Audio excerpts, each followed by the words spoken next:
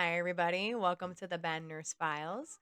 Today, we are taking a deep dive into Nipah virus, a pathogen with an up to 75% fatality rate, and why scientists are increasingly worried that it may gain airborne capabilities, no vaccine, no cure, and maybe no warning before it spreads.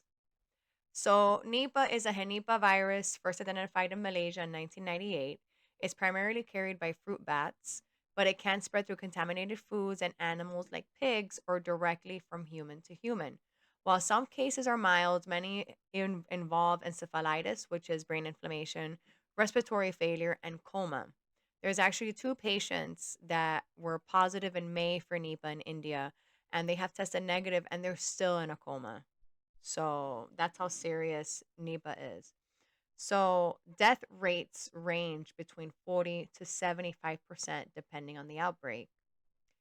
Several studies confirm that Nipah spreads between people, especially with patients that have respiratory symptoms.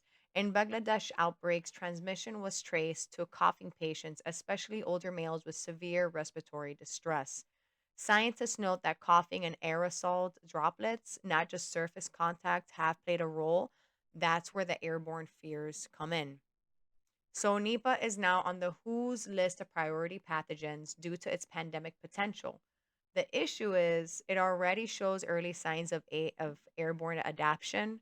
So, scientists in India, Singapore, and the US warned that respiratory strains could eventually evolve to spread via aerosols, just like COVID-19 did. So in Kerala, India, I'm sorry, 2023 to 2024 outbreak showed a disturbing pattern. Some patients developed ARDS or acute respiratory distress syndrome, and those were the ones most likely to infect others. Interestingly, in a separate group with encephalitis but no respiratory issue, no secondary transmission occurred. So it looks like we're just seeing human to human when it comes to respiratory symptoms. This aligns with the hypothesis that respiratory involvement is a key to spread, possibly via droplets or even airborne microdroplets. This is interesting too because we do not have Nipah in our region. So, Central America, South America, North America, we have not seen this here at all. We have seen a cousin of Nipah here. It's the Camphill virus.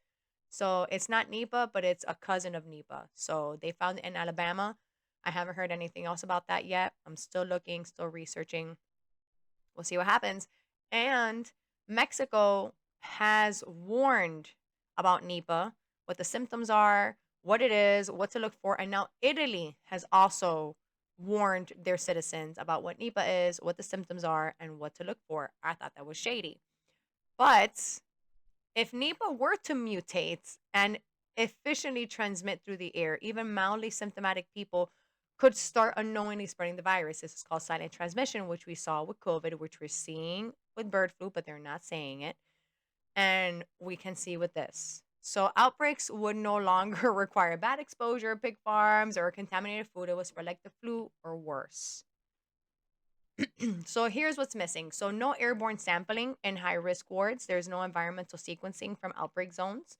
There's minimal asymptomatic testing of close contacts.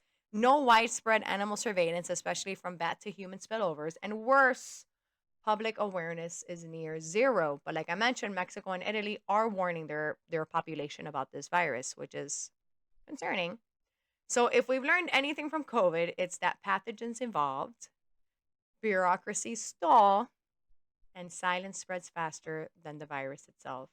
So we need full genome transparency, respiratory transmission study, PPE protocol upgrades, and proactive vaccine developments, not reactive damage control.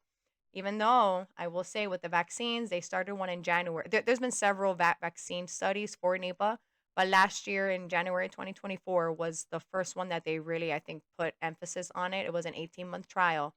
They're starting human trials as we speak now. It's a SEM mRNA technology, which we were hesitant about with COVID.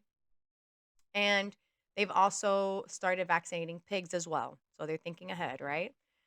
So the threat isn't just in the jungle. It's not out in bats' caves. It's the gaps between what they know and what they share. So if Nipah goes airborne, the clock won't reset. So ask yourself, Are we watching a virus evolve in real time while they downplay it, like we did with COVID? So, this is the Bad Nurse Files. Stay curious, stay skeptical, and never stop asking, what aren't they telling us? All to stay in the know.